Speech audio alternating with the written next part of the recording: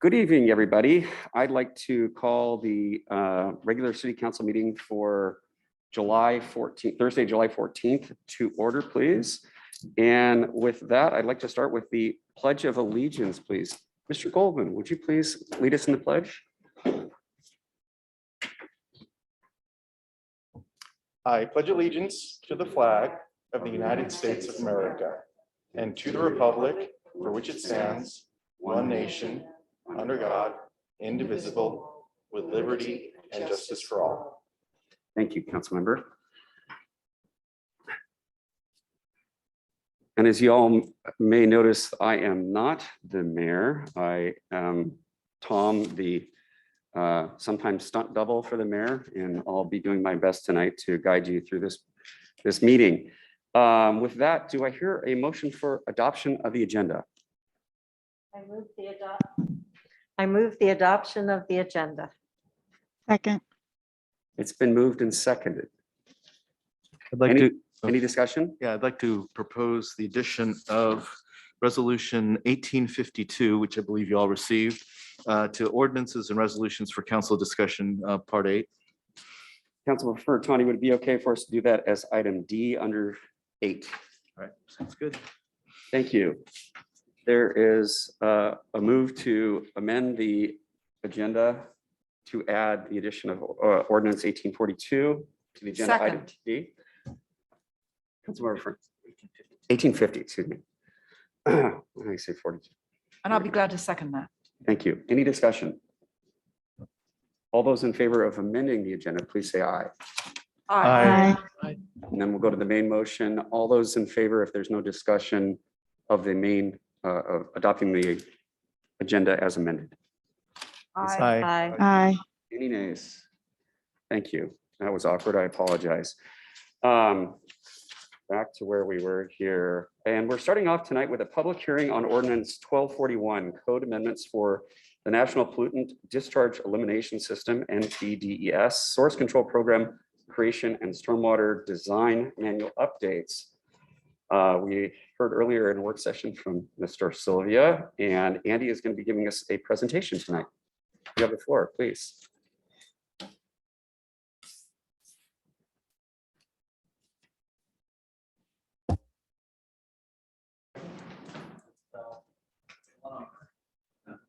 There you go. Okay, there we go. Thank you for having me. It'll be a short and sweet presentation, just a summary of what the proposed ordinance is intended for. So this ordinance was introduced at the May 26th council meeting, and it is driven by a requirement of the city's National Pollutant Discharge Elimination System Municipal Stormwater Permit. Specifically, it is for source control for existing development, which is a program to apply operational source control best management practices, those being intended to reduce the discharge of stormwater-borne pollutants off of pollutant generating activities to a select list of businesses and activities defined in the permit. Those are included in the ordinance, and the ensuing program to regulate these activities would begin in January of next year. The Public Works Department would be required to inspect 20% of the businesses and sites within the city that meet these descriptions on an annual basis, and provide education to those site owners as to the best management practices that are appropriate for their business use, and ensure that those practices are being implemented. That is the nature of the program in a nutshell, and I'll leave it at there and turn it back to you folks, unless you have questions for me. Thank you. Colleagues, questions for Mr. Sylvia? No questions. Okay. I guess we will, thank you, Mr. Sylvia. We will, if there's no questions, we will go ahead and open the public hearing. And do we have anyone that would like to make public comment? We do not. Anyone in the ether, so to speak? If you want to address the council, please use the raise hands function. It looks like, so, Mr. Deputy Mayor. No one? Okay. We'll give it another second. If there's anyone else that would like to make public comment at this time out there and via Zoom, please use the raise hand function. Okay. Thank you, everybody. With that, we will close the public hearing. Thank you very, very much, Mr. Sylvia. And moving on, we're going to move on to citizen comments. Chief, any comments from? Thank you, sir. Matt, any comments from the public out there? If you want to address the council, please use the raise hand function. We do have one, Julian Lowe. Welcome, Mr. Lowe. Can you hear us? Hi, good evening. Julian Lowe, Local Government Affairs Manager with Puget Sound Energy. Tonight, I'd like to speak about the dual franchise before council and urge council to approve it as negotiated by Lake Forest Park staff and Puget Sound Energy. We're also pleased to have provided some responses to questions from last month's meeting. This includes our work on climate action, wildfire preparedness, and the process for undergrounding facilities. First, on climate, in 2021, PSE released our Beyond Net Zero Carbon Pledge, which outlines our roadmap to carbon neutrality for our company operations and electric supply by 2030 and natural gas system by 2045. This roadmap underscores our support and participation in the Clean Energy Transformation Act, known as CETA, Low Carbon Fuel Standard, and the Climate Commitment Act. Furthermore, the Clean Energy Implementation Plan we recently filed with the UTC earlier this year nearly doubles our short-term clean energy targets.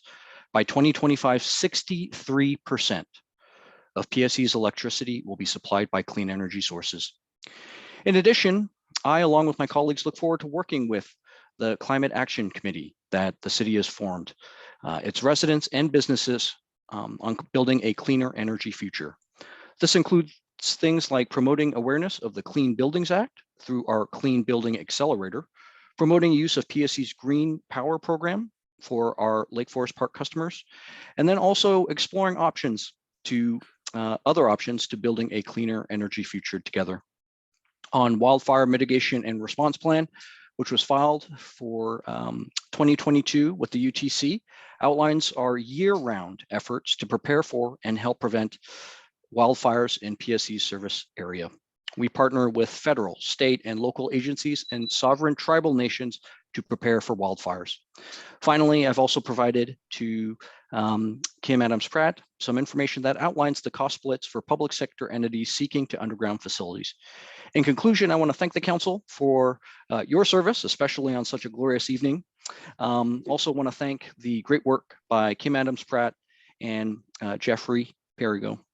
PSE looks forward to providing safe, reliable energy for Lake Forest Park residents and businesses with the approval of this franchise. Thank you so much. Thank you very much, Mr. Lowe. Is there anyone else that would like to make public comment at this time? Please use the raise hand function. No more. Okay, thank you, Matt.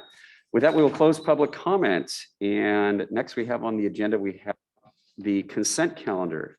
I did entertain a motion, colleagues.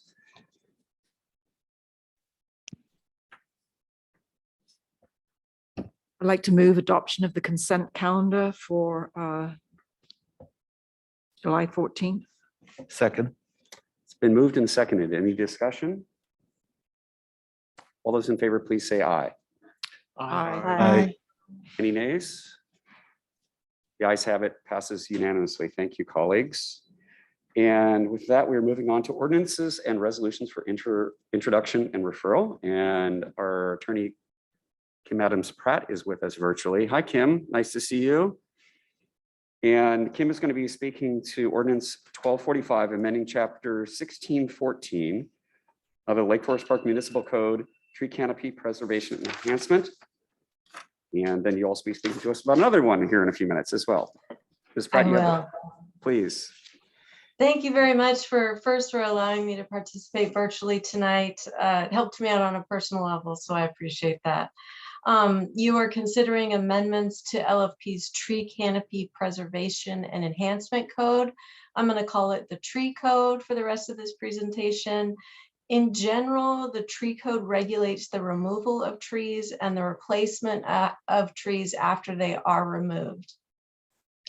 Most of the amendments that you're considering have been proposed by the tree board, and they came to council in April and discussed those with you. There is one other about the appeal process that we've included as well. The amendments basically start on page 43 of your packet. There's a policy paragraph added in the tree code. It talks about the importance of trees to climate change and the importance of groves of trees that are anchored by exceptional trees. On page 44 and throughout the ordinance, the phrase groves of trees replaces stands of trees, and then groves are defined on page 45 of your agenda packet. Page 45 also amends the definition of topping trees. And then on page 45, you'll also see table 1, which is where you list the exceptional trees and their threshold diameter. And the tree board has recommended some amendments to this table. We did not put those amendments in this draft of the ordinance.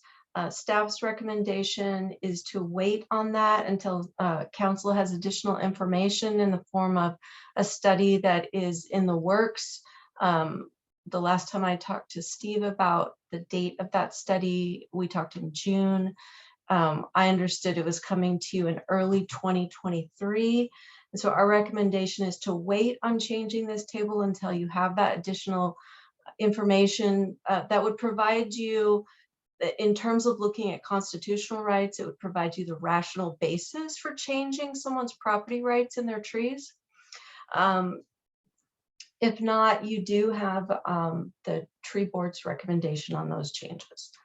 Then on page 51 of your packet, we propose amendments to the appeal process when permits are granted.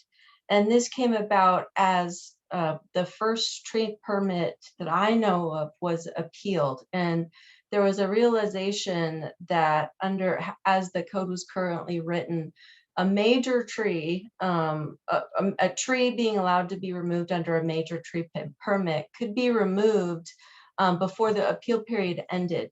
So this amendment to the code would change that. A major tree permit, the tree could not be removed for 15 days after the tree permit is issued. And we've made it easier, I think, for people to see that you have to file an appeal within 14 days of the permit being issued. That was in the code, but it was a reference to a different chapter in the code. So this makes it really clear that it's the 14 days. Then on page 52, there's an amendment regarding requirement for geologists or geotechnical engineers to review a tree permit application when it's on a steep slope. And this amendment would make it within the discretion of city staff whether that particular expertise was required for review of the permit. And this has come about just by use of the code, the practicalities of those types of areas, those critical areas. And so the recommendation is that be optional and determined by city staff at the time, given the circumstances of a particular application. And then on page 52, the tree board has included an emphasis on native trees being used for replacement trees. And on page 54, an amendment that would have the tree canopy assessment done every 5 years instead of every year.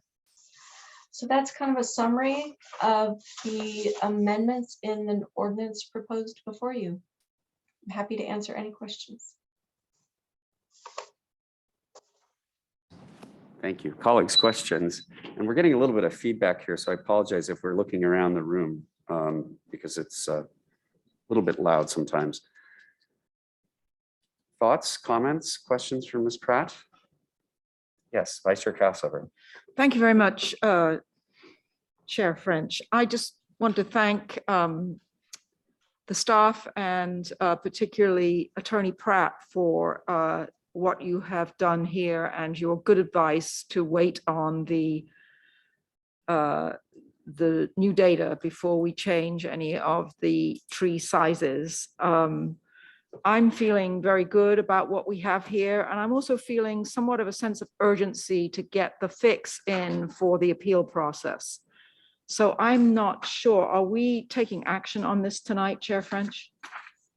My understanding is that this is for discussion. However, if it's the will of the body, we could certainly entertain a motion to. How many touches have we had at this point?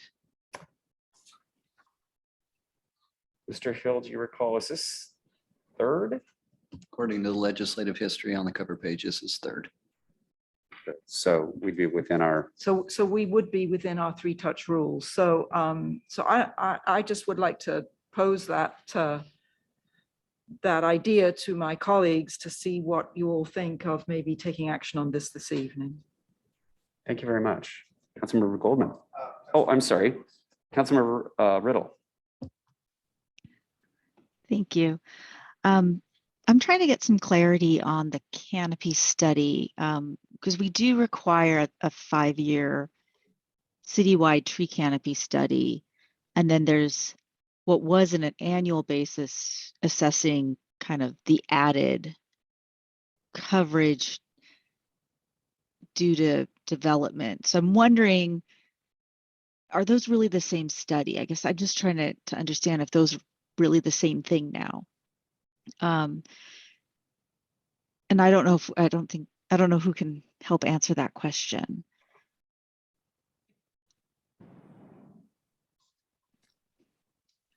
Ms. Pratt. I'm sorry, I can't specifically answer that question. My understanding was that there seemed to be kind of a redundancy and it was difficult to get something done on an annual basis and then also have this 5-year study done. I can't be any more specific than that. I apologize. Okay, because I'm just postulating that perhaps we just take kind of the last sentence and just add it to the purpose of the canopy study that we're doing every 5 years in the first line, and just combine them into a single canopy study that does now 3 things instead of 2. I can come up with specific edits if my colleagues are interested in streamlining that. Mr. Hill, please.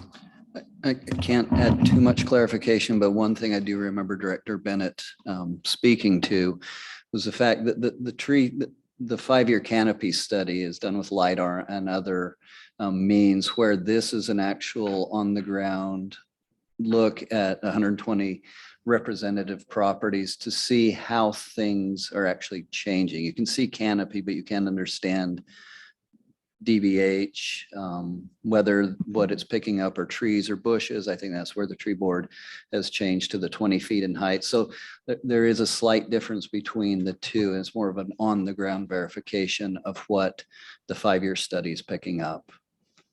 Okay. As I read it, I just still am only seeing canopy coverage and acreage of coverage, and it doesn't appear that this is getting into that detail that I think you're describing, Administrator Hill. So I would like to understand this a little bit more, maybe before moving forward. Thank you, Councilmember. Colleagues, other questions? Councilmember Goldman. Yeah, so as the liaison to the tree board, I can provide, if you're referring to section 1614-160, this is mainly fixing a mistake that it was always meant to be every 5 years, but it was mistakenly put in as annual. So in terms of the actual edit, it's mainly just to fix that error. But the main thing I wanted to ask, so through the tree board, I can provide some additional context about the tree inventory and the data we'll be getting. Would you rather I talk about that now or wait until the council member reports part of the meeting? Colleagues, what's your pleasure? I think if it's germane to the discussion now, Mr. Golden, I'd entertain authorization from you all to please speak to it now. It appears that. Okay, thanks. Yeah, so I was part of a search committee, myself, Director Bennett, a couple members of the tree board, Arborist Harrison, and we unanimously agreed on a contractor to conduct the tree inventory. The plan is to have the kickoff later this month, sign the contract, that'll, I believe, will be before the council, and then do the inventory in fall, and hopefully by the end of 2022 have their report. And then a couple members of the tree board have expressed interest in kind of crunching through the numbers, looking through the inventory, what trees are present, what sizes are they, how many are there, and then making some recommendations based on the inventory to the council. Some of the suggestions they might make, are there certain species that are currently in table 1 that probably don't need to be there because there's so few of them in the city? Are there other species there's a lot of that we might want to add to table 1? And then how might we want to amend the diameters, taking into account, for big leaf maple or for Douglas fir, how big are they in the city? And so my personal thought is that it would, I think we should wait on the data, and I would very much appreciate hearing from the tree board what very data-driven recommendations they would like us to consider. Excellent. Thank you for the information. Can I ask a clarifying question course. of my colleague here? When you say we should wait on the data, are you agreeing with the fact that the table will remain untouched for now, but you're not saying, or are you saying we should put this whole thing off? Oh, so yeah, let me clarify. I support approving these amendments as they are as proposed. So leaving the table untouched for the moment and then coming back to the diameter table early 2023 with the tree board's recommendations. But I very much support, especially the appeals loophole. I support making those fixes as soon as possible. Thank you. Well, thanks both for the clarification. That's very helpful. Colleagues, any other questions? Yeah. Oh, I'm sorry. I'm good with the changes, although I do have a question and a concern about, this is in section 1614.090 tree replacement, subparagraph B. The language has been changed to make it so that if you remove a native tree, you have to put the species back. And I think the homeowner should have, as the previous language, that if a native tree is removed, that they can select a native tree from the list. The other is that follow on should has been changed to shall with regard to evergreen species. And I think, again, the homeowner should have the ability to choose whether they want to have an evergreen go back. Many of the trees in Lake Forest Park, as beautiful it is are native in the sense that they were planted by themselves. And those native trees may not always be the right species for the right location. And I think the homeowners should not be so overregulated as to require that somebody direct them to install a tree just because it's an evergreen, to be an evergreen, or that the same species of a native tree be replaced. Big leaf maples are a fabulous tree in the right location, but a big leaf maple on your property in the wrong location may not be so. So I would encourage the council to consider perhaps retaining the language that was previously in the ordinance that allows the homeowners to select a native species and not be required, but may be encouraged to replace an evergreen if an evergreen is removed. Thank you, Mr. Lebo. Councilmember Bodie. Thank you, Deputy Mayor. I believe that Councilmember Lebo makes a good point, and I would support those two changes to the draft and proposal before us before we move to adopt the ordinance. Thank you very much. Do you want to, Mr. Lebo, propose specific amendments to this at the time if we consider adoption? Yes, we can do that. Okay, thank you. Colleagues, other thoughts or comments or questions for our city attorney? Mr. Furtani. Just wanted to again thank the tree board for doing this work in the first place and for the clarifications everybody's been making. I very much support acting on this tonight because of the urgency of the appeals process, and I'm willing to support those amendments. Thank you, Mr. Furtani. With that, I'd actually like to chime in here. I too believe that it's important for us to act on this tonight to close the loophole. I also fully support the recommendations that we are considering right now from the tree board, as well as the amendments that my colleagues are going to propose to us regarding the native tree language in terms of replacement. With that, any other thoughts or questions of Attorney Pratt?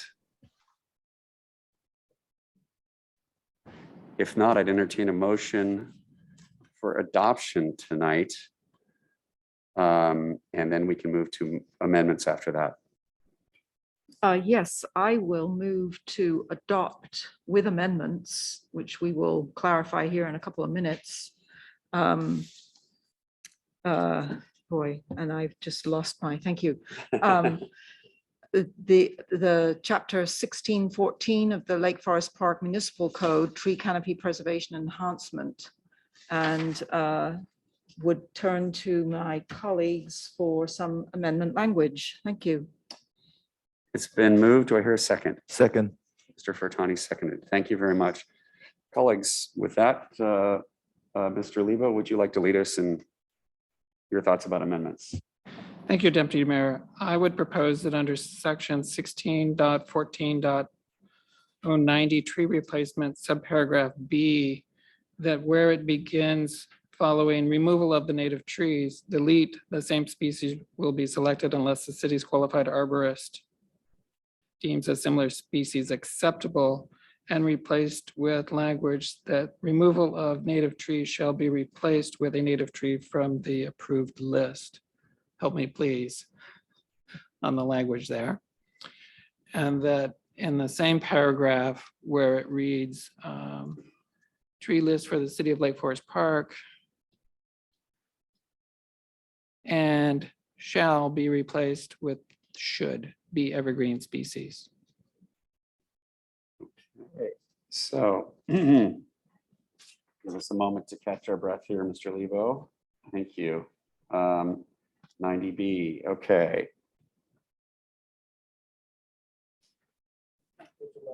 Yeah, I've got it here. Colleagues, thoughts about his proposed amendments?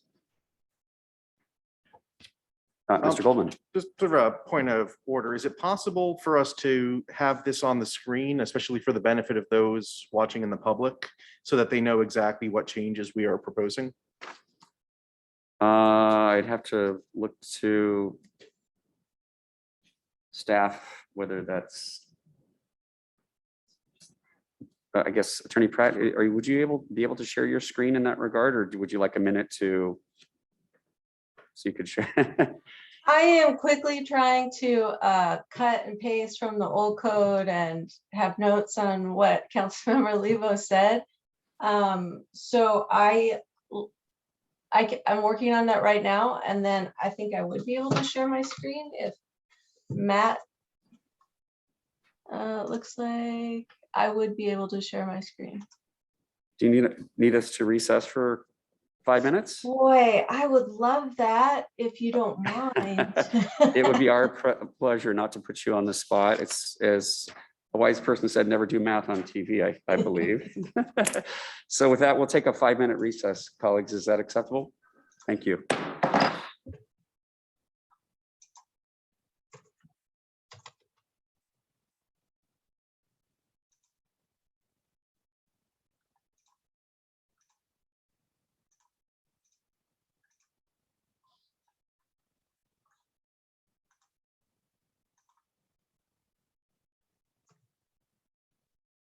And Kim, I emailed you something as well, just to make this more complicated. I apologize.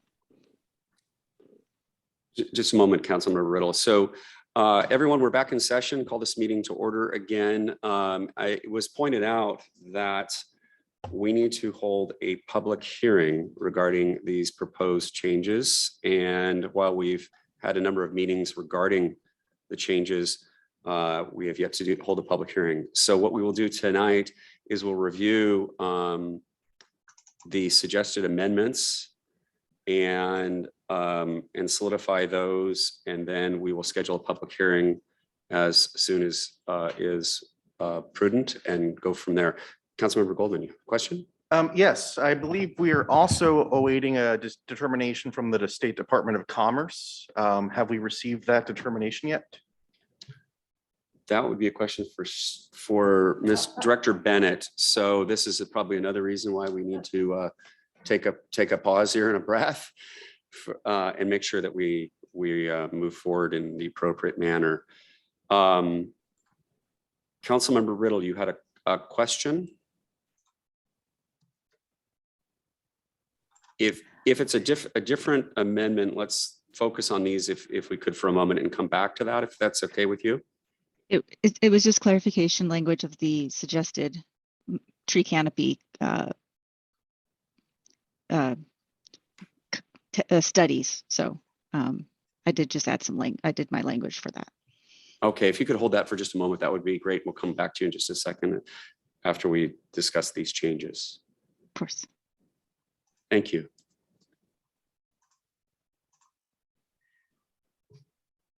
Are you ready then for me to, can you guys all? Yes, see these? Ms. Pratt, please. So I believe I have done what Councilmember Lebo was talking through. Please let me know anywhere that doesn't read correctly though. Wasn't sure about this language of should be evergreen species whenever appropriate. I didn't know if you also wanted that language changed.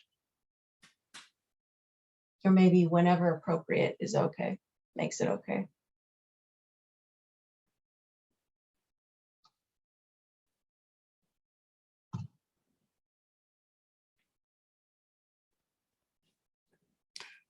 Mr. Lebo. I'm not sure I can wordsmith this, but the idea is that if a native species is removed, that a native species go back. I would like to encourage native species and not the loss of native species. But that they choose a native species and not necessarily the same species.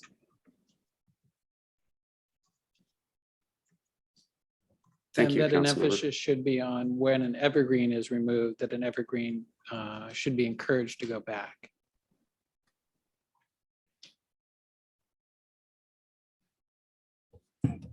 Sorry, it's a point of order. I think Attorney Pratt, you put it in the wrong sentence. So I think Okay. Councilmember Lebo was saying that when native tree is removed, native tree must be replaced, which would be the top sentence. Is that accurate, Councilmember Lebo? Yes, and what I was trying to say was that you wouldn't necessarily have to put back the same species of native, but you could choose an alternate native species. I think I had assumed that that was in the handbook, but what if I put replacement native tree species shall be selected from the approved general tree list?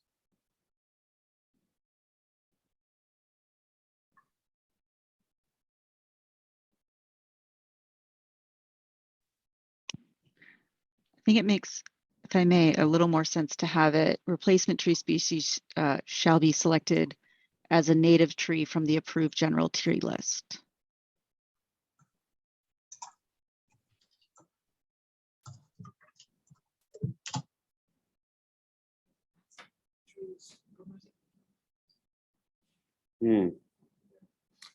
I believe we understand the spirit of and the intent of the proposed amendment, and I think this kind of illustrates the danger of doing math from the dais.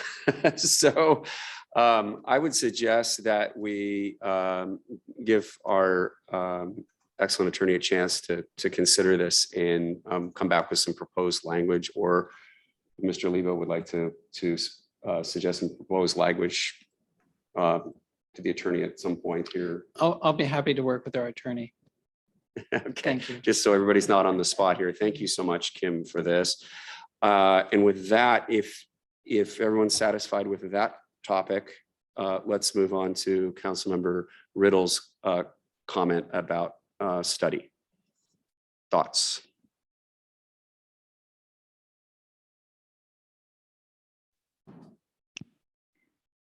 So I think the intent of my comment is to be clear about the Canopy study, which is looking at the acreage sort of impact from a overall overhead standpoint versus the tree assessment or tree inventory. I think I've heard perhaps both languages. That's more of the boots on the ground, measuring tree growth and looking at tree health, and just differentiating those two as very distinct and separate activities. City Attorney Pratt, thank you so much. So all I've done is take the language that was in the bottom half and just moved it up into the first study. So the study then, I just added a third element to it. So we didn't lose that content that we would be getting as a city, and then added new wording to the end that additionally, every 5 years, the city shall conduct a citywide tree assessment of select parcels for the purpose of assessing tree growth, health, and addition of new trees as compared to prior tree assessments. So to get down to that version is much more granular, and like you were saying, Chair French, that it's that boots on the ground versus looking at more sky high level detail. So. And I think that's what we're doing anyway. I think this just really reflects the work that we're actually doing. Okay, thank you, Councilmember Riddle. Councilmember Furtani. So I have a question. Thanks for working on that language. So there are now 2 studies, each done every 5 years, but they don't have to be done at the same time. Is that the intent? They wouldn't necessarily need to, and I think there's perhaps different funding or different, consultants that we would use for each one anyway. So I think it makes sense to allow that to be separate. Everyone, other thoughts or questions about Councilmember Riddle's suggestions? Excuse me.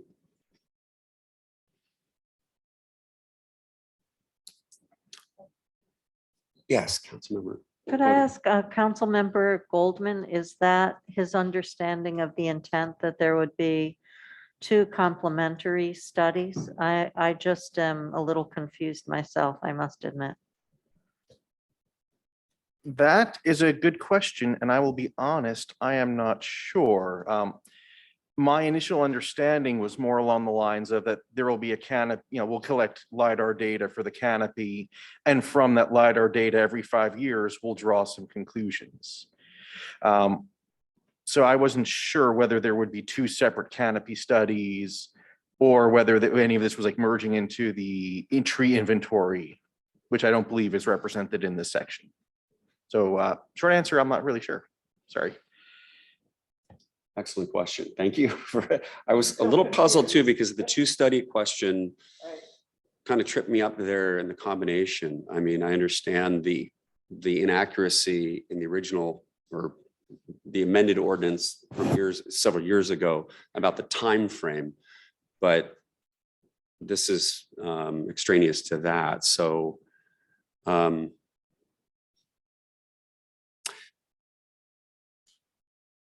may I suggest that we, yes, Vice Chair Cassover. Okay, so it seems to me that it would be beneficial for all of us if this question were addressed to our planning director, who unfortunately is not able to be with us tonight. And so I wonder if we can ask our city administrator to follow up on this with him and get the make sure that he reviews the language and proposes it in such a way that it clarifies how these studies are related to each other time-wise and in any other way, so that we are better understanding. There we go. Thank you, Councilmember. We'll make sure that we follow up on that. Councilmember Riddle. Thank you. I second that we do need the follow-up. And to clarify on the study, I do know that we've received the grant just this last grant cycle from the Urban and Community Forestry Program to do that granular 200 parcel review of actual tree health and tree sizes. And I believe it's our second one that we've received both times a grant from the Urban and Community Forestry. So it is somewhat of a separate and distinct thing, and it doesn't involve the LiDAR. So I would be very interested to see how the planning director or even the tree board feels about this distinction between the two studies.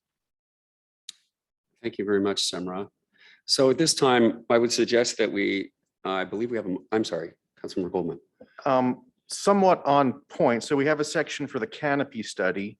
I'm wondering, would there be interest in adding a section that covers a tree inventory and says every X years, the city shall conduct a tree inventory on randomly selected plots, and kind of describing the inventory that we carried out in 2010 and we're doing again this year?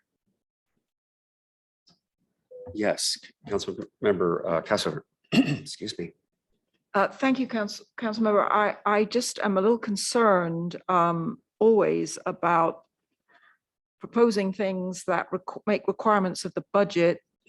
And this study that has just been described by Councilmember Riddle is in fact funded by a grant that we can't necessarily rely on each and every 5 years. So I would rather that we not do that, but just give some policy guidance that we should regularly apply for grants to do such a thing, but not require the city to fund it, because I'm not sure that the city is able to do that. Thank you both for your thoughts. And two, just a general reminder that we don't want to make the perfect the enemy of the very good here, and that we are going to be looking for trying to pass and close this loophole within a reasonable period of time, subject to the requirements of the state statutes relative to holding public hearing, commerce, et cetera. Councilmember Riddle. Thank you. I would say that I agree with some of the concerns my fellow colleagues have, and perhaps this language could be brought back with the tree diameter sort of revision early next year if we feel that this needs more time to look into. I was mostly trying to reflect the work that we already do and putting the language that aligns better with the work we're doing. But I would defer to the administration and the tree board if this is too big of a change and delaying it till that next look early next year. Thank you, Councilmember Riddle. Just a quick procedural question. I believe we have a motion on the floor. I would entertain a motion to table the agenda item. Yes, as the original mover of that motion, I would propose that we table it until after we hold a public hearing, which I would urge the city administration to put on our very next agenda. Thank you. Thank you very much. Do I hear a second? Second. Excuse me, it's been moved and seconded. Comments? Point of order, are we legally allowed to hold this public hearing before we've gotten approval from Commerce? Or do we have to wait for Commerce to give approval before the hearing? Ms. Pratt, thoughts? Yeah, I can address that. Council would not pass an ordinance until you or adopt an ordinance until you have gotten Commerce's comments back. So if we didn't have them back by the time you hold a public hearing on the 28th, then you could not adopt it at that meeting. I believe though that has already gone out and it's probably asked for the expedited review, so it's probably not going to be a problem. And if any changes are very similar and in the same vein as what we sent to Commerce, we don't have to send them another version of the ordinance to review. Thank you, Ms. Pratt. That was my understanding as well. A conversation I had with Director Bennett a number of weeks ago indicated that the results from, or the response from Commerce would come back in advance of, I think it may be literally pending right now, but I'm not certain of that. So sometime in this time frame, and my expectation would be it'd be well in advance of the meeting, which is the 28th, I believe. So any other discussion? We have a motion and a second on the floor to table this agenda item. Any other discussion? Hearing none, all those in favor of tabling the agenda item, say aye. Aye. Aye. Aye. Any nays? The ayes have it. It passes unanimously to table the agenda item. And thank you, everyone, for a great discussion. And I'll look forward to seeing what comes back here in very short order so we can move forward with this. With that, Ms. Pratt, you are on deck again with Ordinance 1246, creating salary commission to set the salaries and benefits for Lake Forest Park elected officials. And you're listed here, but Councilmember Furtani and myself are the sponsors. So I wanted to give you the chance to speak if you wanted to do so. If not, we're happy to carry the water here. Please go right ahead. Okay, thank you very much, Ms. Pratt. So Matt, could you tee up that PowerPoint really quickly, please? So I'm gonna, at the risk of being redundant or repeating myself, this was a presentation that we viewed a number of weeks ago about the creation of a salary administration. I wanted to do this for the benefit of the public, since this was considered at a COW. Could you move to the next slide, please? Again, the state statute allows the creation of a salary commission to keep elected officials basically at arm's length from any kind of increases or decreases in their salary. And this is the RCW. Next slide, please. And the current practice is and this has been a practice at a number of cities, although many cities have in the last decade or so adopted a salary commission, created a salary commission.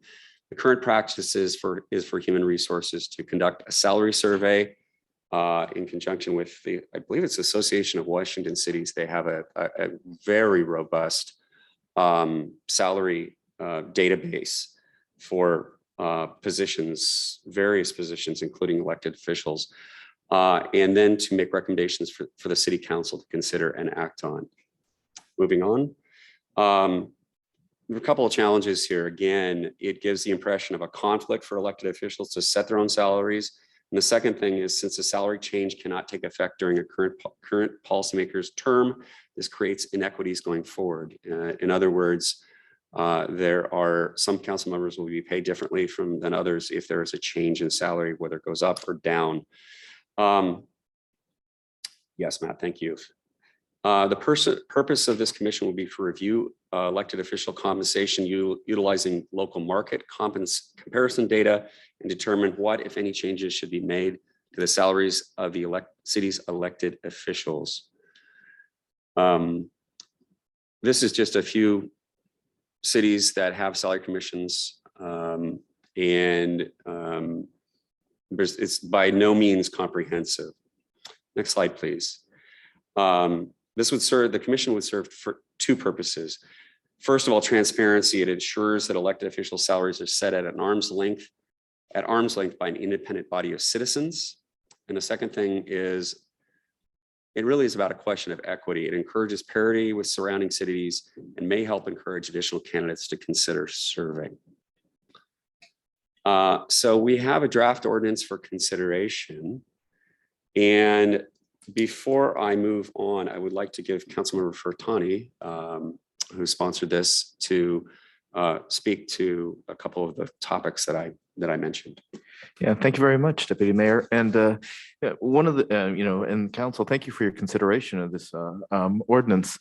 The concern that I had, which I voiced to Deputy Mayor, is that if you're somebody who's like a single parent or need a second job, you're probably not thinking about running for city council. And given the salaries that we're paying, And I'm not saying that this needs to be a second job, but the fact is that we are probably losing a critical voice in the community of folks like that sitting up on the dais here. And we wanted to address that equity issue by at least making the salaries somewhat attractive.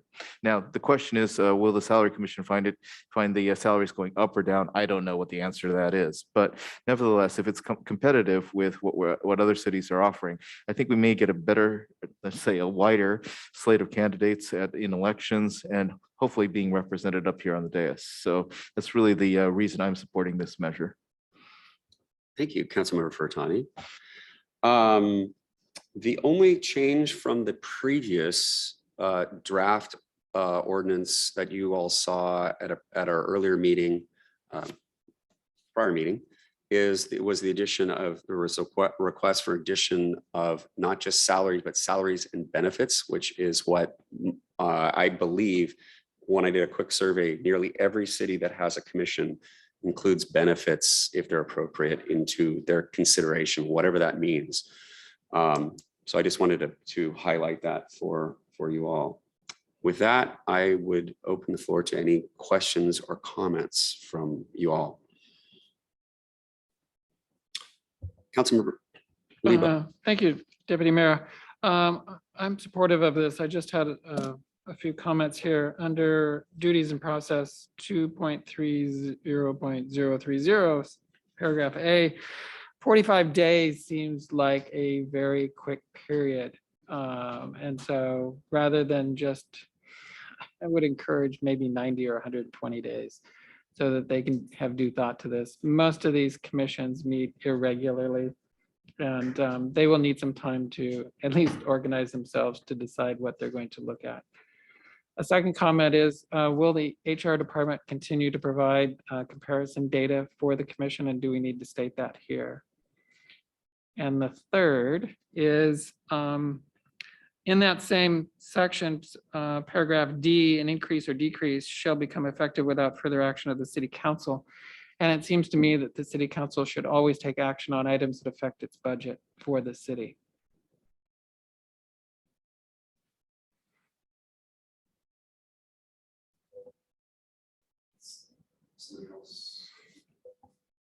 There we go. Try again. My apologies. Thank you for your comments and questions. So relative to the time frame, I think that to me 45 days seemed a pretty short amount of time for an organization or a group to get together and consider something. The other, it was represented by a number of cities that was the time frame that they used. But I do not believe that it needs to be something that we have to strictly adhere to.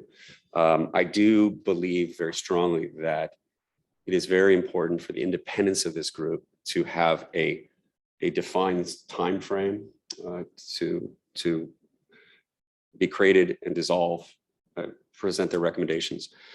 Just addressing the other two thoughts, the comparison data, because it comes from, it's either Association of Washington Cities or MRC. I'm trying to remember which entity it is that provides it. It does go, I believe it goes through our human resources manager or designee. So that person would be as an independent person providing the data, not the guidance, as I understand it, because I believe it's essential for this to be citizen driven and fully at arm's length, other than the information that they need to request from a staff standpoint, so to speak. Let's see, and there was the last question. The last question, I cannot speak to that, but I suspect that the state statute would preclude the city council from approving and again, I should leave this to Ms. Pratt to comment on, but I suspect that any approval relative to D, I think that's part of I think the state statute would not allow the city council to step into the mix on that one. But again, I would have to defer to our legal team on that. Can you tell me which section? Can you tell me which section that is? 2.3.030 duties and process D, any increase or decrease in salary shall become effective without further action of the city council and shall be incorporated into the city budget without further action of the city council. I do not have the RCW in front of me, but top of mind, it seems like there's a prohibition about that. Yeah, I believe it is too, and I will pull up the RCW.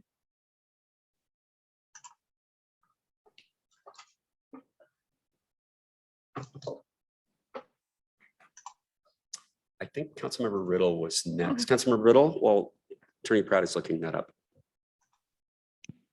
Thank you. I have a couple of topics. One is talking about the time frame a bit more. I'm curious about the 4 years, since we do have the 2-year on-off cycle. If we were to do 4 years and they were to do a decrease, it would kind of always be hitting the same group of council members at the same time, because it's those. Because it would adjust at the commencement of their next subsequent term of office. So there would be that same inequity of some members would be at one pay level, some would be at another.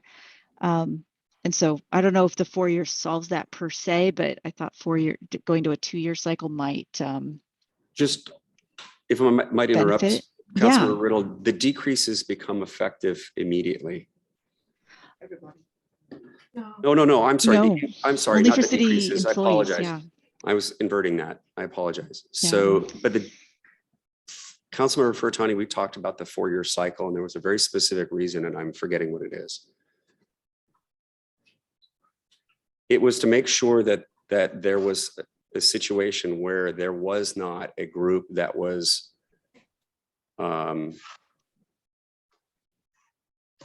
stuck in a situation where, again, the inequity question, whether let's be honest, in many cities, salaries don't change, hasn't changed in 20 years, probably, I suspect. And I don't even recall exactly when it happened here, but the question becomes, if we end up having that sort of that 2-year cycle of flip-flop. So describe to me again, I'm really trying to work my head around why because I remember we had a very specific reason. 5 years is one that is used by a number of cities, including, I believe, Kenmore. So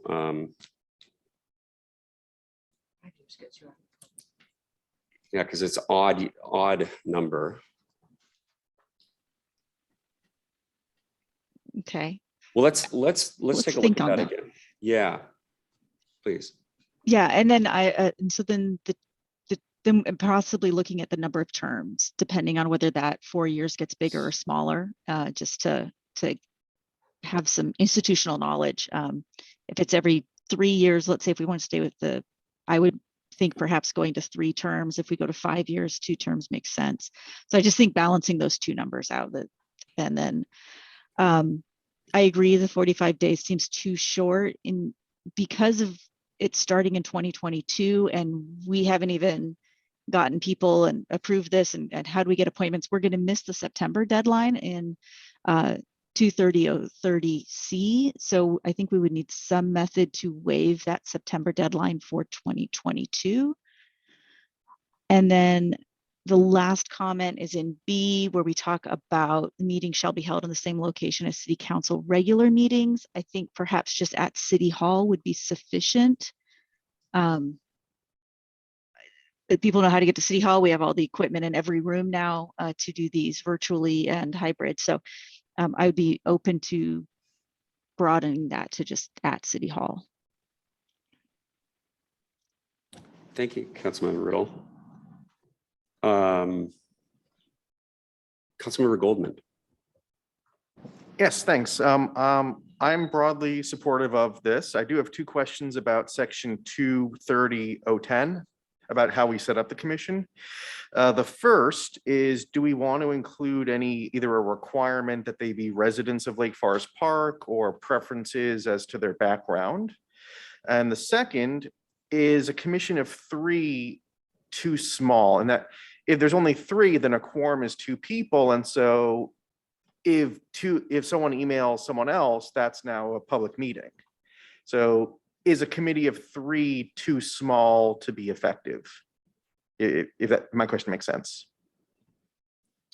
Thank you for the question. The other cities have, as far as I know, it's been held to 3. But I don't know whether the state statute would preclude a larger group. My question would be, it is very difficult to stand up a commission and get enough members in a reasonable amount of time. I would assumed, but you make an excellent point here, that it goes without saying, and you said it, so maybe we should include it, that they would be citizens of the community. That is the intent, is to have it a citizen, local, resident-driven group. And to your other question about expertise, I think that it would be, again, with the approval process similar to what we have done with commissions, the mayor would be looking for them, the city council would be approving. We could make recommendations for people to apply, et cetera. Then I think that that's the way we've done it. But again, I could certainly, we haven't really said you need to have specific expertise. It's more of an interest and a passion for serving in some capacity. If that helps. Thank you, Councilmember Goldman. Ms. Pratt, did you have thoughts about the RCW? I did. I found it. RCW 35-21-15 subsection 3 does say that any change shall be filed by the commission with the city clerk and shall become effective and incorporated into the city budget without further action of the city council or the salary commission. Thank you for that. That was my recollection. I just wasn't sure whether it was faulty or not. So thank you for your thought though, Councilmember Lebo. Yes, Vice Chair Cassover. Yes, I have a question relating to Councilmember Goldman's thoughts. And that is this, are the meetings of the Salary Commission open, and are they subject to the Open Public Meetings Act? I believe the draft makes them subject to the Open Public Meetings Act. Well, does the RCW is what I was asking. If they are taking on it does not address that in RCW 35-21-015, but if they are taking on a duty of the council, then they are subject to the Public Meetings Act. If they're only making recommendations, they are not required to be subject to the Open Public Meetings Act. So in this case, I think we're much safer making them subject to the Open Public Meeting Act. I don't know if by statute the council sets these salaries or not. I'd have to look at that. If by code you do. But we did put it in the draft. Yeah, thank you. Thank you. Maybe I could just clarify. So Councilmember Goldman, when he made the point that if one member emailed another about a topic, that in fact would not be allowed under the Open Public Meetings Act because they would be a quorum. So that's right. All of the business, that if there are only 3, all of the business conversation that they have has to happen at the meeting. Okay. Yes. Someone could send an email to the other 2. Here's the draft I want to talk to you about on Tuesday. There could be no discussion about it until the open meeting. Okay, thank you. Thank you for the question. Mr. Furutani. Okay, so I've been trying to think about that 4-year thing, and why is that an issue? I wanted to ask the council members who brought it, what is the problem with having it every 4 years, especially with that cohort idea? I'm not really sure how that makes a difference. Councilmember Riddle. It only makes a difference if the commission suggests a decrease in salary. because that decrease would be at the end of the term. And so at 4 years, you would have, well, you just have, you'd be hitting the same sort of term. So if people were, it just, to me, it just felt like it was, it wouldn't occasionally switch to the other cohort. It would always be with one cohort that you would be seeing that. So then one cohort would be hit earlier than the other regularly. It's unlikely to happen in multiple years or multiple, terms in a row, but I was just being very technical. If it were to happen, it would just be hitting that same cohort repeatedly earlier than the other cohort. For Tony, excuse me. So I think if I can make sort of a facetious comment on that, I think it'd be worse to be hit within the middle of your term, right? Because you're going into the job thinking you're being paid X, and then all of a sudden halfway through it drops, by some amount. At least if you're being elected at that time, you know what it was going into the job, I would think.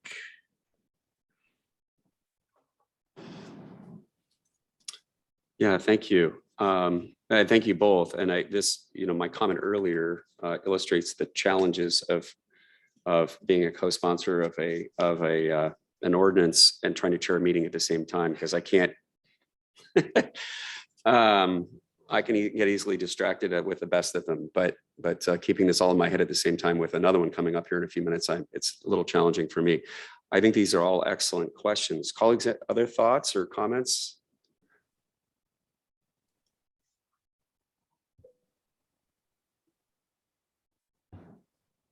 Okay, I don't think there are any other thoughts and comments. This was just for discussion, and we can come back at a subsequent meeting if it's the will of the body to have a further discussion. We'll try to make sure that the questions and the comments will be as appropriate engrossed into the subsequent draft, and I really appreciate your help on this. The one challenge we do have from a timing standpoint, and it goes to the September question, trying to be considerate of the administration relative to timing. We'll have to noodle on that a little bit, because I know that the administration is going forward sort of bake into the budget potential anticipated ups or downs or whatever else to allow for that flexibility. But at the same time, I would really like us to put ourselves in a position as a community that we're not burdening them with additional kind of ambiguity. So if we can figure out that timing question for subsequent years. Mr. Hill. And to that point, the salary survey data will be available in September. And so we can take a cursory look, see what that looks like, and put some anticipated where we think this might go. So we can bake it into this budget anyway. And that gets Councilmember Lebo's point. At least he can review where just a cursory look it might go, so that you can consider that in your budget adoption process if this process goes beyond that. Thank you very much, Mr. Hill. Okay, with that, we are going to move on to ordinances and resolutions for council discussion. And we're going to start with item A, ordinance 1242, authorizing the mayor to sign a non-exclusive franchise agreement with Puget Sound Energy Incorporated for providing electric and natural gas service. And guess what? I guess it's Ms. Pratt again. Please. Thank you. Council, you had some great questions at your last meeting in June about the PSE franchise.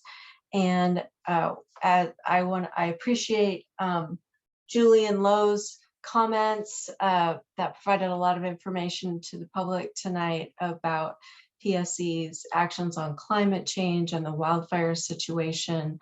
And I did provide that information to council in writing just yesterday before the meeting.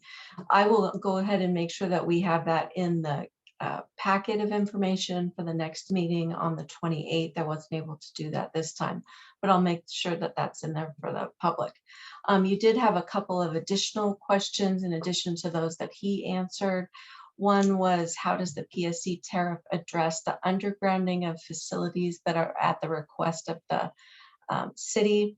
And PSC did provide us with the WUTC tariff G for PSC. And what it explains is that in most circumstances, the city would pay 40% of the cost of undergrounding and PSC would pay 60%. If the above ground facilities, however, are not in the right of way, they're in an easement next to the right of way, and the city is asking them to be undergrounded, the city would then pay 100% of the undergrounding cost. There were additional questions. I can dive into the details of tariff G for anyone who wants an answer. Then there was a question about whether the city could ask for a facility like a pole to be relocated for safety reasons. An example was given of a pole in the middle of a sidewalk, making it difficult to get around. And really under the terms of the franchise, we deal with those kind of issues at the time that improvements are being made. So if the city is making a public improvement, PSC will move their pole and the city would make sure that it's put into a place that is not a safety hazard. Or if PSC is moving their facilities or making other improvements, they have to get a permit from the city, and the city would be making sure that the pole is in a safe location. So the fact that there is a pole that may be in an unsafe location currently, I think would need some additional investigation. We would need to know the facts of why to see how we could address something like that under the franchise. The current franchise, we're talking to PSC about it because I'm not sure of what the circumstances might be where that was, how it happened. So for that specific question, we'd want to look at it a little bit more, but in general, we work on those kind of issues up front before they happen. Let's see. And there was a question about whether or not Seattle City Light and PSC are required to cooperate with each other when they both cover part of a street in LFP. And there is no specific mention of Seattle City Light in the proposed franchise, but there are general provisions regarding compliance with the law, acting in good and workmanlike manner, complying with permits. So if there were some specific permit issues that required cooperation, the city could impose conditions in the permit that both utility providers would have to comply with. So there's nothing specific in the franchise, but I think there is some general guidance in there, and you always have permit conditions you can impose, the city can impose. Now that I don't have to review what Mr. Lowe went through, that's all I have. I was just going to answer those questions and any others that you have tonight. Thank you, Attorney Pratt. Colleagues, questions, thoughts? Ms. Pratt? Okay. Thank you, Ms. Pratt. We're going to move on, and I'm sure it's going to be someone different. Wait a minute, it's Ms. Pratt again. Ordinance 1243 granting XL Communications LLC a master use permit in the public right-of-way of Lake Forest Park for a telecommunications system. Give me the floor again. Thank you so much. Okay. And I am again going to answer the questions that you asked at the last meeting. And the first one was, can the city request that a company move above ground facilities underground when the facilities are being required to be relocated anyway? And the answer to that is yes. Pursuant to an undergrounding policy that the city has adopted, or if there's an engineering reason why it needs to be moved underground. I took a quick look through the code trying to find an undergrounding policy, just looking for keywords, and I did not find one. Since I've been working with the city, I don't recall one, so I don't know if that's something that might be something you want to do. And then we have to be aware of the RCW, and we reviewed this last time, that if you've asked them to move it within the last 5 years, they don't have to pay for the moving, the city does. Also, if it's only for aesthetics, then the city would have to pay for it. And then there was a question about, does the agreement or the code define public works to encompass work by other agencies? And it does. The code and the proposed agreement, which incorporates code, provides for the definition of public works that it would apply to work needed because of a city public work project, a public project from some other government-owned facility. And because the code uses the term government-owned instead of city, I think it's very reasonable to interpret that as other agencies and not just the city. Otherwise, it would just say city-owned. And then there's a very much a catch-all of they can be moved for other purposes that would be aided by the relocation of the company's facilities. So it is broad in terms of which government agencies they would need to move their facilities for. The code itself is written with enough semicolons that I couldn't even hardly count them. And so I broke it down just piece by piece, but that's what I've come up with. Is it's a very broad requirement that they're agreeing to. And then who would pay for that relocation? And the company would pay for the relocation unless the same facility had to be relocated within 5 years, or it's only for aesthetic purposes. Or if you're undergrounding and above grounding, the city would have to pay the difference if it's just asking for it. Let's see, then I was asked, do the lines that we're talking about with these two agreements for XO or MCI Metro, do they serve LFP or do they only run through the city's right of way? And the attorney for both of these entities did tell me that these particular lines only run through LFP and they do not serve the city. And I'm happy to answer any other questions. Anyone have any questions for Attorney Pratt? Yes, Councilmember Riddle.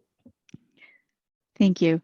I guess I would like to know, before we approve this, kind of a sense of would tree limbing and that tree cutting be considered aesthetic, or would that be something, if we wrapped it into an undergrounding policy, would we be covered by that to be able to enforce the undergrounding where it would impact mature trees or something of that nature?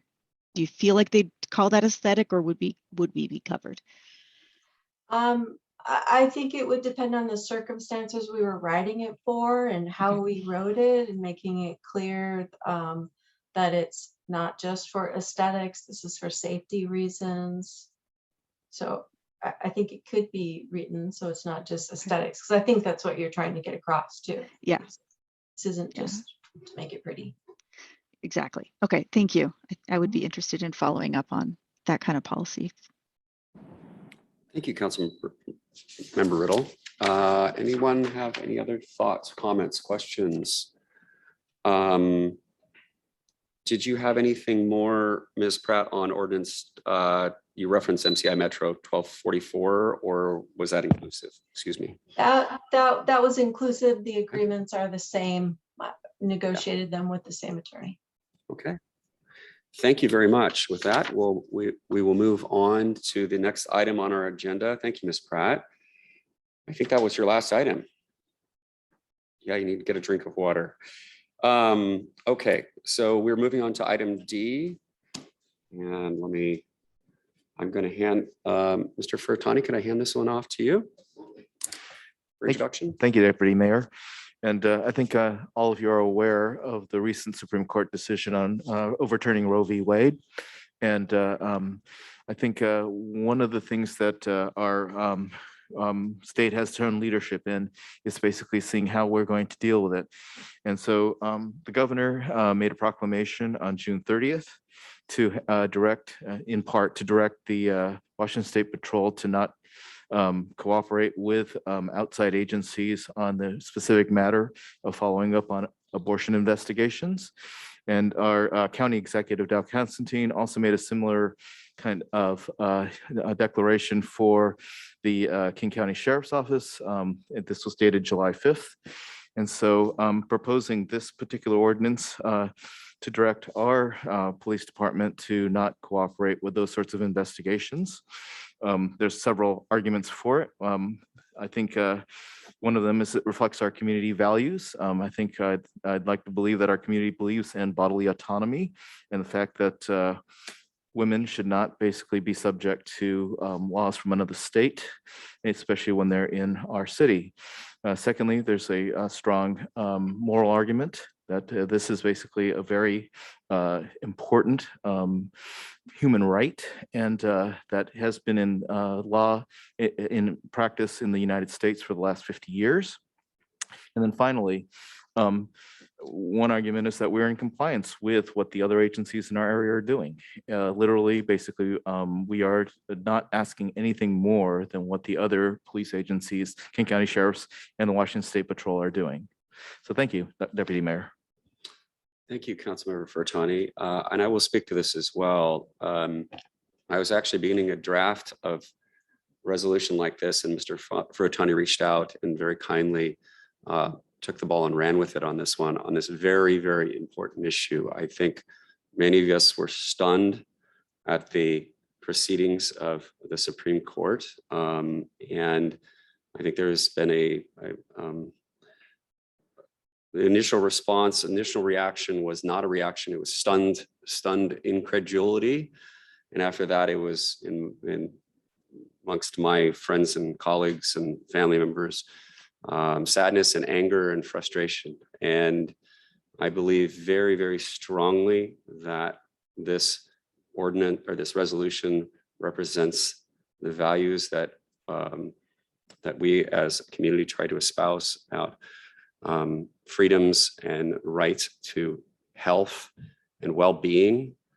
And as such, I think it's a very important item for us to consider, and particularly to consider moving forward in a fairly expeditious manner, if at all possible, to be in, as Mr. Furtani said, this is nothing different than what the other state and county agency, King County departments are requiring. And I think this is, while it may be to a certain degree symbolic, I think it's an incredibly important flag to plant in the ground and say, we as a community believe very strongly in women's reproductive rights, and we are not going to sit by idly while their rights are infringed. Vice Chair Cassover. Thank you very much, Chair French and Councilmember Furtani for working on this. I think a few of us had the same idea at the same time, but you guys got it together, so thank you very much. I just want to make the point too that as well as women's health that we are discussing here, we are also talking about the rights of healthcare professionals to provide the very best care that they believe is in the interests of their patients. We have several healthcare professionals who make Lake Forest Park their home, and this ordinance, this resolution is also protecting their ability to practice medicine at the very highest standards. And I just want to make that clear, that we are here not just for the women involved, but also for the healthcare professionals who in many parts of the country now are facing real, just, I mean, I can't hardly describe it, but it's just horrific. The concerns that they are now have about providing the best care they can for their patients. They live in fear, and it's just wrong. And I just don't want that to ever happen to any healthcare professional that lives in our city. So I will be supporting this. Thank you very much for doing the work. Thank you, Vice Chair Cassover. Councilmember Bodie. Thank you very much. I also wish to thank you for bringing this forward. I'm completely in support of it. I recall the time before Roe versus Wade, And I was also stunned by the decision as the result, because I remember what health and what health issues there were, what financial and equity issues there were before Roe was decided. To me, it's somewhat it's shocking because of how intrusive it is into personal liberty and privacy, both for the individuals involved and for the healthcare professionals. The idea that states could reach across other states' boundaries and try to go after criminal and other prosecutions is just completely abhorrent to me. So I will be glad to support this ordinance. Thank you, Councilmember Riddle. Thank you. And thank you, gentlemen, for bringing this. I think as Councilmember Kasser was saying, I think we all had similar thoughts, and I appreciate your timeliness in getting this in front of council. The issue of a woman's right to her body is critical to the liberties that we have in this country. And I just want to mention, in no way distracting from this, but all of women's reproductive choices should be in the hands of that woman and her medical provider, whether that be sterilization or other efforts. In some areas, it's just incredibly difficult to get these procedures done without the approval of the husband. And we're lucky in the state we don't run into those issues, but this runs even further afield in many states nearby. So it's truly important for us to recognize the woman's right to her own body and her own choices and her own medical decisions with her own medical providers, and that she be able to do that with care and without fear. So thank you very much for bringing this to us today. Thank you, Councilmember Riddle. Councilman Bodie, could you turn off your microphone? Oh. Thank you. No problem. Councilmember Goldman. Yes, thanks. And thank you very much, Council Members Ferrantani and Deputy Mayor French, for bringing this to us. I strongly support that a woman should be able to control her own body. I very strongly support this resolution. And it just strikes me as, anathema to what this country stands for. If another state can come in and say, well, this is legal in Washington, but we don't care. We want to try to punish you for it anyway. So just mind-boggling. And so for all those reasons, and just echoing everything everyone else has already said, I'm very much in support. Thank you, Councilmember Goldman. Mr. Ferrantani. So given the urgency of this situation, as you know, many trigger laws have been already triggered in various states. I'd like to move to suspend the three-touch rule on this particular legislation. Second. It's been moved and second to suspend the three-touch rule in this circumstance. Is there any discussion, colleagues? Hearing none, all those in favor, please say aye. Aye. Aye. The motion to suspend the rules passes unanimously. Mr. Ferrantani. And I realize I probably did that in the reverse order. I'd like to move to I'm trying to remember. Yeah, I'd like to move the resolution number 1852, a resolution of the City Council of Lake Forest Park prohibiting the use of city resources to and out of state investigations for prosecutions and other legal action against Washington healthcare providers and clinics providing lawful abortion services and patients receiving those services. Second. It's been moved and seconded. Any further discussion? Councilmember Riddle. Just perhaps a tiny bit of wordsmithing that might clarify things. When I read the last whereas, it implies that someone will be seeking services in our city. And I think we may want to say that for any person in our city who is seeking abortion care and services, even outside of our city, that they would be safe here. I feel like that might be written that feels more restrictive than our intent. Be open to my colleagues' interpretations as well, but I'd like to move in our city to before seeking. Colleagues, any thoughts? Mr. Furutani, do you have any? So is that a proposed friendly amendment? If so, I'm okay with it. Councilmember Riddle, is that a proposed? If there's interest, yes, I will propose an amendment to move in our city to before seeking abortion care. Second. Okay, the amendment has been moved and seconded. Any discussion?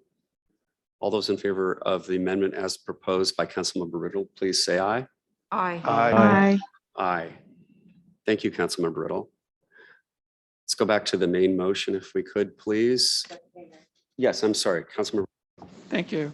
I am also very supportive of this resolution. I think for all the comments that we've heard this evening and appreciate the efforts by our fellow council members to bring this forward. A question, when we talk about against Washington healthcare providers and clinics, et cetera, is it broad enough to include all those individuals who are not defined as healthcare providers, but do provide assistance to others that are healthcare providers? That's an excellent question. I think I'd have to, yes, Ms. Pratt, please. I believe we were trying to track specifically the statute that allows for abortion services. So we were using that term specifically. So we were tracking the statute and we weren't making it broader than that by Yeah, tracking the statute. That was my recollection as well. So, but a receptionist at a clinic wouldn't necessarily be a healthcare provider. But I Right. wouldn't want anyone to go after them just because they think that that's a loophole. Mhm. I would, if possible, have this to be that we are not supporting or using any resources to anyone who's associated with providing legal abortion services.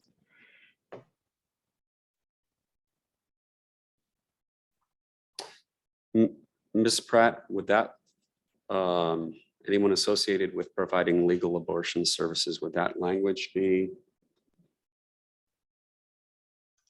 So right now it says the policy under A, investigating or detaining persons for performing or aiding in the performance of an abortion. So do you want to say performing, comma, aiding, and then maybe that more broad language?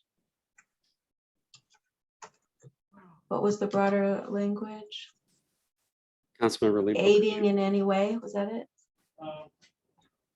Aiding or supporting, or aiding, I think is appropriate. Aiding. So it would say detaining persons for performing, comma, aiding. Oh, I already have aiding. You have 18. Sure you do. Yeah, it says aiding. That might be broad enough Okay.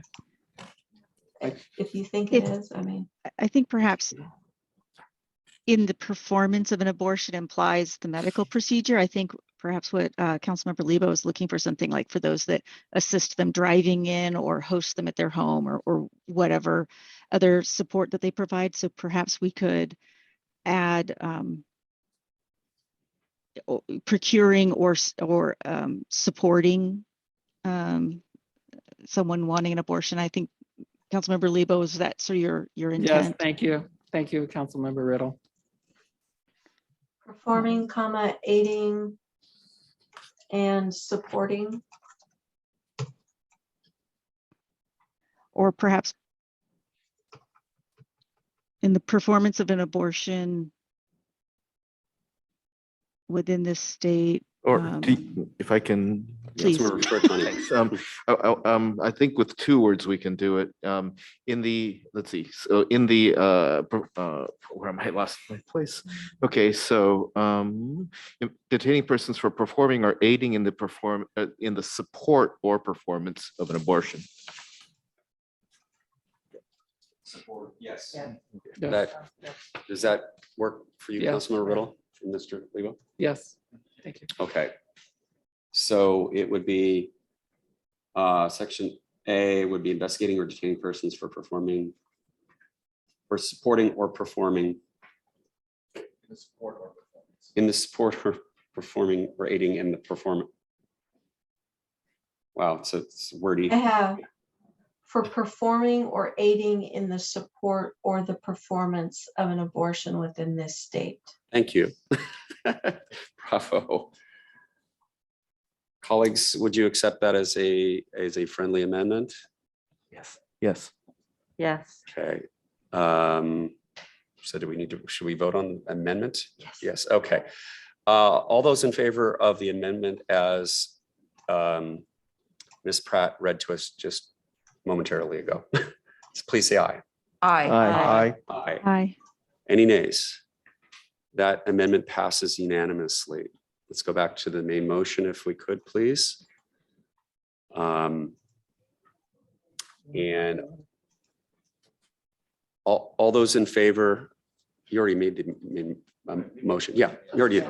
Yeah, we're going back to the main motion. All those in favor of passing resolution number 1852 as amended, please say aye. Aye. Aye. Any nays? That passes unanimously.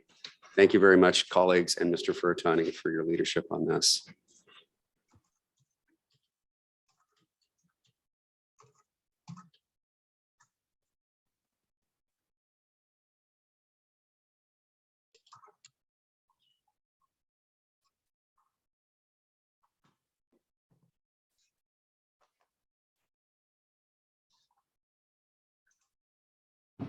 Hello, thank you, Council. My name is Pam McConville. I'm here tonight to speak on behalf of the Lake Forest Park Municipal Court on the ILA on the Blake decision.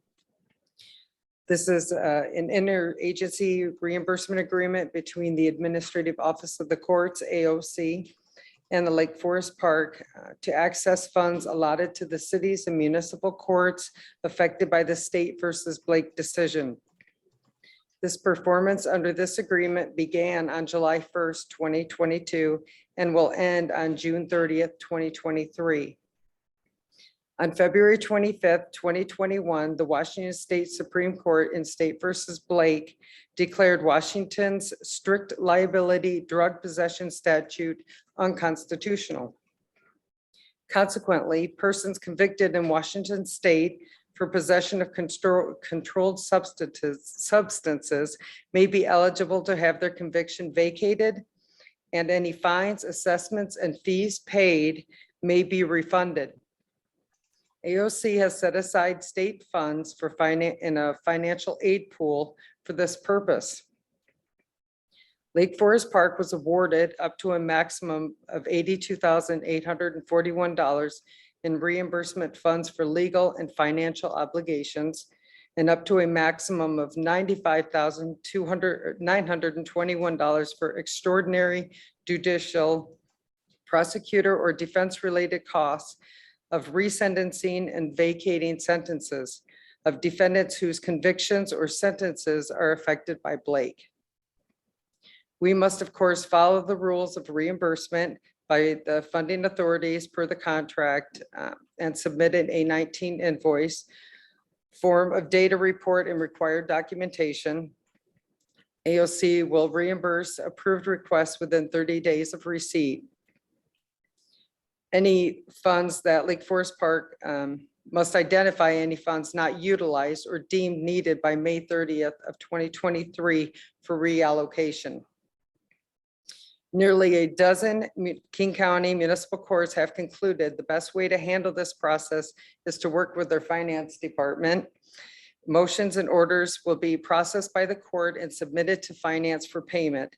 Once finance receives the order and issues the payment, Lake Forest Park will seek reimbursement from AOC following the designated procedures.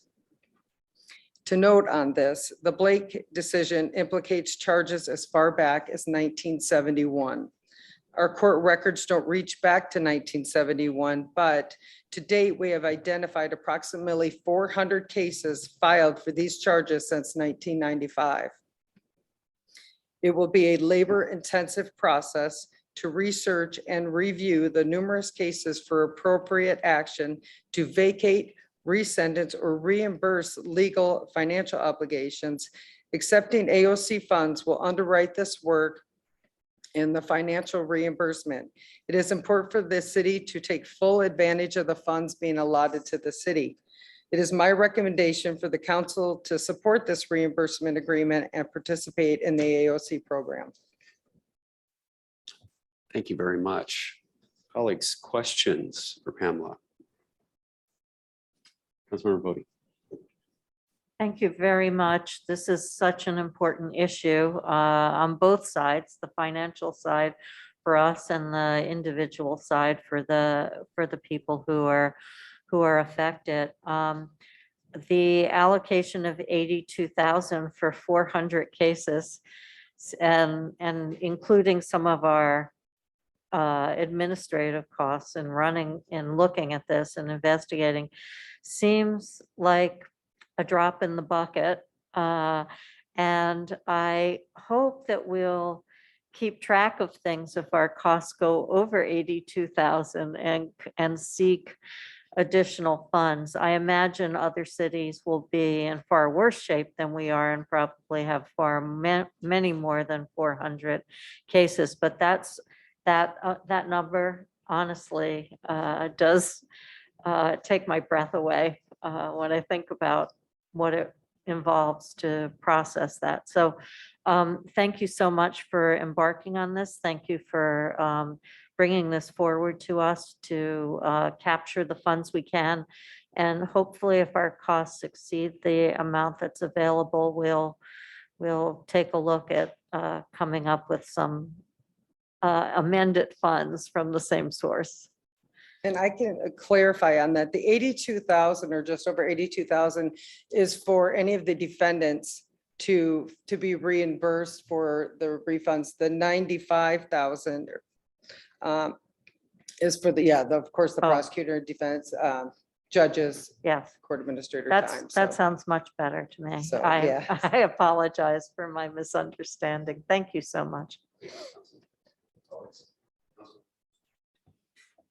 Thank you, Administrator McConville, for basically doing the legwork on this. I'm very much in favor of this. I do have a question for my colleagues. Do we have, this seems to be the first touch on this? That's correct. Okay, thank you.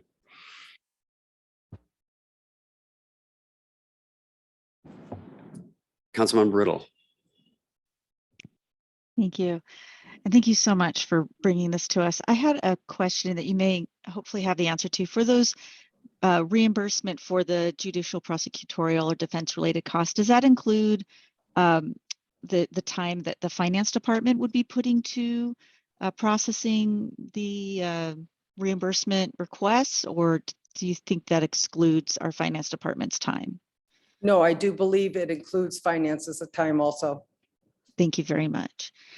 And then the last piece I had a question about is the resentencing. Is that if someone had like multiple, they had something that was affected by the Blake decision, but the other items that weren't, that's where the resentencing would come into play to be able to pull the Blake part out of it. Is that correct? That is correct. So so if there was a driving license suspended and they got pulled over and there were drugs in the vehicle, the driving with license suspended would still stay as, a guilty finding, we'll say. And then the possession or the possession of drug paraphernalia and or the marijuana charge would then be dismissed and okay, thank you very potentially much for that. vacated. Thank you. Colleagues, questions? Any further questions? I thought from the memo that there was at least a desire to have action on this. And so I would, if there are no other questions or comments, I would move for us to suspend our three-touch rule to implement this important effort to provide resources to us for work that we must do. The three-touch rule has been moved to be Second. suspended. It's been moved and seconded. Any discussion? All those in favor of suspending the three-touch rule in this case, please say aye. Aye. Aye. Any nays? Hearing none, it passes unanimously. Do I hear a motion? Councilmember? I move that we adopt Resolution 1850 Interagency Reimbursement Agreement between Washington State Administrative Office of the Courts and Lake Forest Park Municipal Court for reimbursement costs related to the Blake decision. Second. It's been moved and seconded. Any further discussion? Hearing none. All those in favor, please signify by saying aye. Aye. Aye. Aye. Aye. Any Aye. nays? Thank you, Councilman Riddle. Any nays? The ayes have it. It passes unanimously. Thank you Thank very you. much. Thanks. Okay. We are on resolution 1851. Mr. Hill is going to be talking about the memorandum of understanding regarding municipal court security. Correct. And just to start off, if you'll remember at the last meeting, I asked if there are any questions and if you would be opposed to considering action on this as a second touch. That was the indication that we got. So that is indicated on the agenda cover sheet. As you'll remember, the court administrator reached out to 6 security firms to provide court security for Lake Forest Park. At this point, we only have one who was able to provide service, and that was at a rate of $79 per hour. Our previous firm offered it at $45 an hour, but due to the limited amount of time that we're holding in-person court, and as well as the short notice on jury trials, they're unable to continue providing service to the city. So they've dropped out. Looking at the cost, Chief Harden suggested exploring the possibilities of providing the service through our own off-duty police officers. And with our recent collective bargaining agreement that was just entered into with the police guild for 22 through 24, the average overtime rate is roughly $70 per hour. So there's a savings there. We did look at the approach of hiring internally to provide security. But the cost of one employee assumed at $30 per hour plus benefits, you're looking at roughly $18,000 a year, but you look at a lot of operational issues if somebody's sick, needs vacation, et cetera. And also how do you attract somebody to 8 hours a week in a tight labor market? So before you tonight is a resolution authorizing the mayor to enter into a memorandum of understanding with the police guild, which will identify how this overtime will be scheduled, and the city maintains its management right respective to hours and scheduling, and may terminate the court security with the police guild at any time with notice. I did give you a table that just shows you the cost differential. Look, we're going from pre-pandemic when we were paying $20 an hour at $19,000 a year actual. We're estimating that a year would cost us with the $70 roughly $30,000 a year. We will not need a budget amendment for this year because we've had savings and court has not been in person, but we will have to program this into next biennium's budget. So I stand for any questions. Does anyone have any questions for Administrator Hill on this topic? Councilmember Riddle. Thank you. In the event that a police officer is not available, what was the fallback? I think we talked about this last time, but could you refresh my memory? Sorry, I should have covered that. We have a draft agreement between the city and the firm that was offering to do it for the $79 an hour as our backup. So they will provide that service to us in that need. Thank you very much. Colleagues, any other questions for Mr. Hill? Councilmember Cassover. As I see no other questions from my colleagues, I'd like to go ahead and move resolution 1851, authorizing the mayor to sign the memorandum of understanding between the police guild and the city for purposes of providing court security. Just quick Second. point of order. I believe we have to suspend our rules here too. This is a second touch. I'd entertain such a motion. Well, I'll make that motion too, and I have to do it as a separate motion, right? And I'd like to recommend to my colleagues that we suspend the rules. This is the second time we've heard this. It is a matter of some urgency for the city, and I'd like to see us vote on it today. Thank you. Second. It's been moved and seconded 4 times, I think. Any discussion about suspending the rules in this particular case? Hearing none, all those in favor, please signify by saying aye. Aye. Any nays? The ayes have it. Suspension of the rules passes unanimously, and then we can move on to a motion for the resolution. All right, so you want me to repeat it? So I move that we adopt resolution number 1851, authorizing the mayor to sign the memorandum of understanding between the Police Guild and the City of Lake Forest Park for the purposes of providing court security. Second. It's been moved and seconded to adopt resolution 1851. Any comment, any further discussion? Seeing none, all those in favor, please signify by saying aye. Aye. Any nays? The ayes have it. It passes resolution 1851 memorandum of understanding regarding municipal court security. I'm losing my voice here. Passes unanimously. Thank you, colleagues. Thank you, Mr. Hill. With that, is there any other business? And we can move on to council committee reports. And oops, excuse me, I don't have my microphone on. My apologies. Move on to council committee reports. And just as a gentle reminder, our staff has been here a very long time, and out of respect to them, let's try to be brief. I will as well. Thank you. Councilmember Riddle.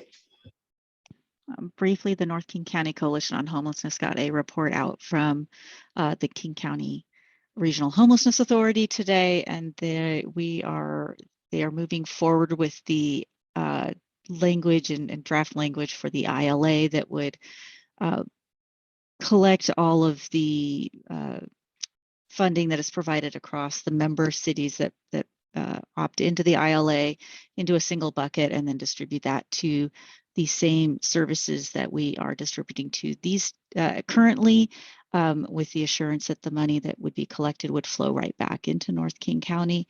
So we'll be seeing some further language in the future to tie that up in the next few months, hopefully before the fall hits. Thank you, Councilmember Riddle. Councilmember Cassover. Yes, thank you very much. I attended the Growth Management Policy Board meeting this last week. And we discussed the comp plan certification process, which PSRC is responsible for, and there will be more support for smaller cities, and that will be available both at the beginning, middle, and end of the process. And there will be a website that I think will be available by this fall on guidance for smaller jurisdictions. My own contribution to the discussion was, as usual, about tree canopy, because it's very, very rarely mentioned in these meetings. But I did get assurance that tree canopy preservation will indeed be part of their climate work program suggestions that are being made as part of the comp plan. I also asked the Growth Management Policy Board what role they plan on, or PSRC, what role they plan on playing as the debate on the inclusion of climate issues in the state legislation on the Growth Management Act. And they agreed that they will have a discussion at their executive board to determine what role they should play in those discussions. So I hope that we'll see something good coming out of that. Thank you, Philippa. Yes, Mr. Furutani. Thank you, Deputy Mayor. Hey, did y'all know that we had a climate action plan in 2008 beating shoreline by 4 years? Yes, in fact, that's true. The Climate Action Committee met, and one of the bombshells that Sarah Phillips, the chair, dropped was that going through city records, there is a climate action plan from 2008. We had contracted with a UW graduate student to come up with this plan. And it turns out that they did a great job using ICLEI, which is it's basically a climate group whose name I've completely forgotten what it stands for. But nevertheless, the point is that there's some very robust data in there. So what we'd like to find out, please contact Sarah Phillips. If you know the author, Emily Templin, Templin. We cannot find her at all. Or there are 2 volunteers associated with that action. It was brought before council and the council approved that plan. And so it was startling to find that we'd already done some of this work. So if there was anybody there at that time we'd love to talk to you and find out what happened. Thank you. Thank you, Councilmember Furtani. And it's interesting because there was another document that kind of went on the shelf back at that time that I think got forgotten. That was the town center plan until it was resurrected later. Mr. Goldman. Yes, I attended the tree board meeting last week. I already spoke earlier tonight about the inventory, so I'll be fairly brief. The tree board has done a first draft of an outreach letter to new homeowners, just kind of explaining the gist of the tree protection code. They're going to be working with city staff to finalize that language. The other topic on the Arbor Day event, originally it was planned to plant a tree near the bus stop, kind of near City Hall and by where the Bank of America is. Merlone Geyer has objected to that location, and so the backup plan will be to use one of the city parks, so likely either 5 Acre Woods, Animal Acres, or Horizon View Park for the Arbor Day tree planting later this fall. And that's it for me. Thank you very much, Councilmember. Councilmember Bodie. Yes, thank you very much. I'm going to speak without the mask here. I attended the meeting of the Planning Commission earlier this week, and the chair of the Climate Action Committee came to talk to the Planning Commission about potential areas of common interest and just starting the conversation to coordinate going forward on things like building code, electric vehicles, walkways, and also to start the conversation about a possible survey. So it was a very robust and positive discussion. I think it will be more to come on that. The Planning Commission also is trying to finish up their recommendations for the revised sign ordinance. What they're waiting on is a memo that will summarize the public comment that was received and any other commissioner comments to accompany the ordinance language. And so their next meeting, which is August 9th, I anticipate they'll have that memo from staff and make their recommendation to us. So we should plan for a presentation by the chair or representatives of the Planning Commission with Steve Bennett sometime shortly after that. I think it's more complicated than you might imagine. They spent more time with it than they expected to. Last but not least, they are having a robust discussion on the reasonable use exceptions for critical area properties. And there were a number of follow-up questions that I think will go forward, but they're anticipating that they can act pretty quickly in the next couple of meetings with a recommendation on that. So that's very good. One of the members actually even talked about writing some outreach material or volunteered to work on some outreach material for people who have a lot of questions about what this process is and how it works and what the rules are and so forth. So that promises to be good also. I'll just mention last but not least, the Parks Board has worked hard to get the yoga and summer stretching at Animal Acres up and going. And every session on Saturday morning at 9 has a different instructor, and the city has helped defray the costs of that. So congratulations to the Parks Board, and please join them. You don't have to know how to do yoga, just bring a mat. Thank you. That's fun. My better half has already got it on our calendar. I think she expects me to go, but I will hurt myself. So yes. Any other council, where are we? Committee reports still? Council. Let's see. Yeah, and then on to council member reports. I apologize. Anything else?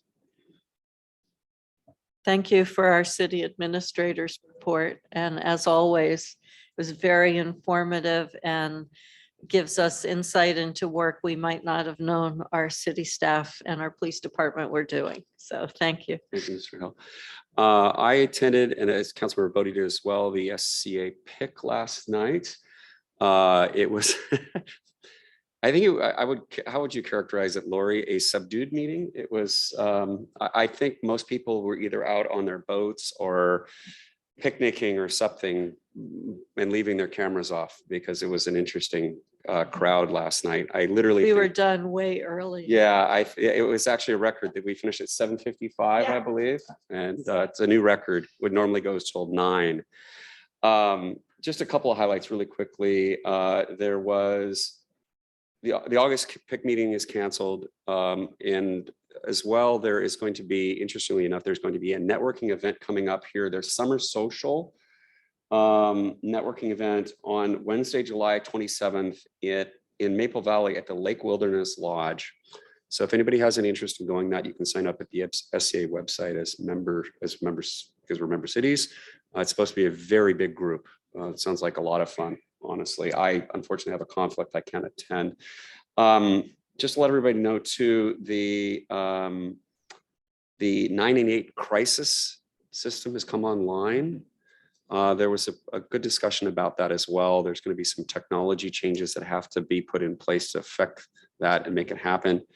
But it's very exciting at the national and the regional level that there's going to be this additional crisis line for people who really need support. And I'm very thankful for everybody that participated in making that happen. It was a multi-year event, apparently. There was a brief discussion about the Clean Water Plan guiding principles, and SCA, the PIC, has basically been saying, let's try to be very pragmatic about this and not try to make the requirements of the Clean Water Plan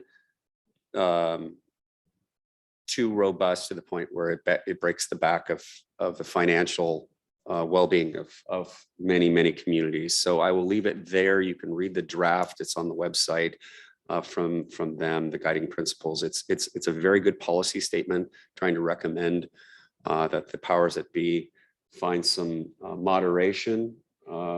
We all recognize, and every city has chimed in at one point or another saying how important this work is, but it has to be incremental and it has to be funded, because if it's incredibly expensive, it's going to be, the environment's going to suffer in other places because people have to cut programs to pay for it. So it is, I think, hopefully this will have an effect. And that was actually basically all I had. There were regional committee appointments. Just one other thing, actually, come to think of it. There is a call for members for the AWC Housing Solutions Group. I think the applications, and I didn't get a chance to follow up and see where the applications are, but you can look at the Association of Washington Cities. Apparently there's some membership opportunities with that group. I'll leave it there. Councilmember Casser. Thank you, Deputy Mayor. I just wanted to thank the police department for their work to host the Summer Safety Day, which will happen this Saturday.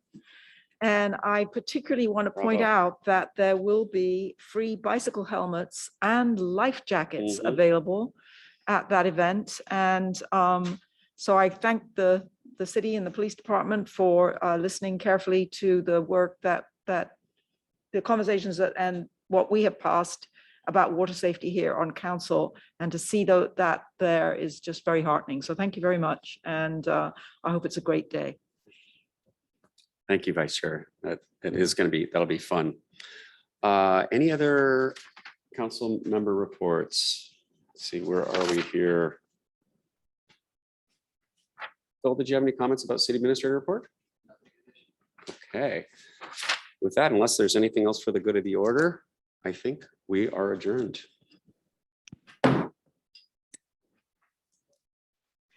Yeah, I got a really bad knuckle here, so I kept wrapping my knuckle, and that was Good night.